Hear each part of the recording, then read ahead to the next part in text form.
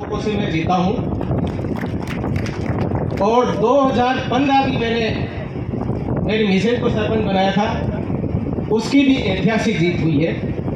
तो आप सभी से ये कहना चाहता हूं कि राजनीति में वैसे नहीं हूं, पर अगर दौलत राम जी पेशिया ने मुझे कोई जिम्मेदारी दी है तो आपको गारंटी से कह सकता हूं कि इस नेशनल जनमंडल पार्टी को एक दिन भारत में इसका परचम लहराएंगे।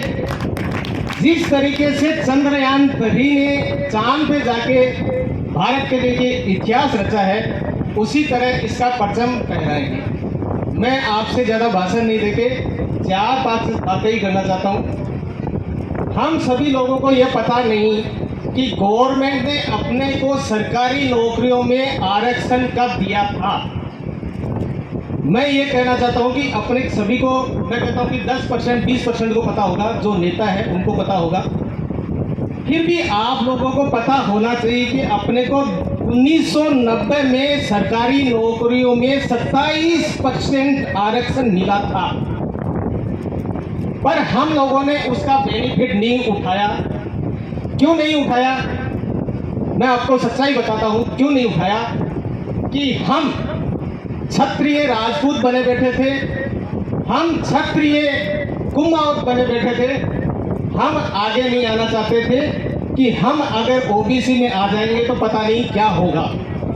मैं आपको कड़वी बातें कहूंगा, हालांकि मैं कह रहा हूं भाषण देना नहीं आता, पर 4-5 बातें मैं कड़वी बात कहूंगा।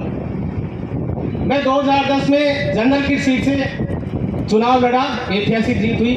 2015 में ओबीसी से लड़ने के लिए तैयार हुआ तो मेरे साथियों ने मना कर दिया कि नहीं, आप ओबीसी से चुनाव नहीं लड़ोगे, आप तो क्षत्रिय राजपूत हो। आपको सच्चाई बता रहा हूं, जो यहाँ बैठे हैं ना उनको सच्चाई बता रहा हूं कि ये सच्चाई है। हम में कुम्हार कुमाऊट, हम में राजपूत, रावणा राजपूत ये अब आया है। क्या पहले कुमाऊट होते थे? किसी ने सुना है? नहीं सुना। तो ये बंटवारा किसने किया? राजनीति ने। और बंटवारा करके हमें तो दिया था उन्होंने 27% आरक्षण, हमने 9 साल तक नहीं लिया। 9 साल तक नहीं लिया तो हमारे आरक्षण में से जो साधन संपन्न जातियां थी उनको इन्वॉल्व कर दिया। वो किया 1999 में। क्योंकि ऐसा साहब सही कह रहा हूं? तो 1999 में आपने जब लिया ही नहीं 27%, तो आपका बंटवारा करके उनको भी दे दिया, शामिल कर दिया। ठीक है, फिर भी आप नहीं जगे। कमजोरी अपनी है। फिर अपनी सहजताएं बनती गई, सहजताओं में रावणा राजपूत की सहजता होगी, उसमें 50 सहजता होगी, वो भी अपनी अपनी राजनीति रोटियां के सेकने लगे। वो बीजेपी कांग्रेस करते रहे और हम हमारा बिजनेस करते रहे। मैंने भी सोचा मैं भी आज 35 साल से जयपुर, तो मैं भी इन लफड़ों में नहीं फंसा। अब आके क्या हुआ? 2002 में इसका वर्गीकरण का हुआ था शायद पेशे साहब, 2001 में वर्गीकरण का हुआ।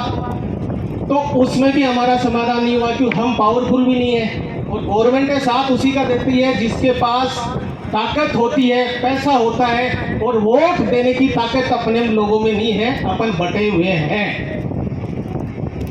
और उस टाइम भी हमारे साथ धोखा हुआ।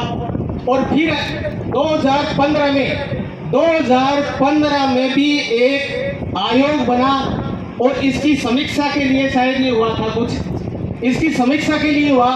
उस टाइम की बीजेपी गवर्नमेंट ने भी हमारे साथ धोखा किया कि हमारे पास बजट नहीं है। तो साथियों, ये चीजें हैं कि अपने को 1990, 1999 और 2001 और 2015 4 बार हमारे साथ धोखा हुआ है। अब जाके अपन सक्षम है, सब कुछ है। हम लोगों ने क्या सोचा, बैठ के पेशिया जी ने काफी कहा कि आप आए, हमारे साथ आए। मैंने कहा पेशिया जी आपके साथ दूंगा, पर मैं राजनीति में नहीं आऊंगा, मुझे राजनीति नहीं करनी।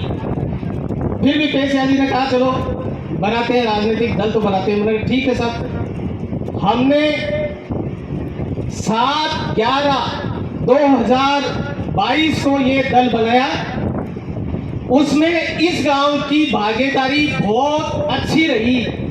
इस गांव के लोगों ने हमारा साथ दिया। तो आप ये नहीं सोचे कि पेशिया जी की वजह से या हमारी वजह से, आपकी वजह से यहाँ पब्लिक नहीं आई है। हम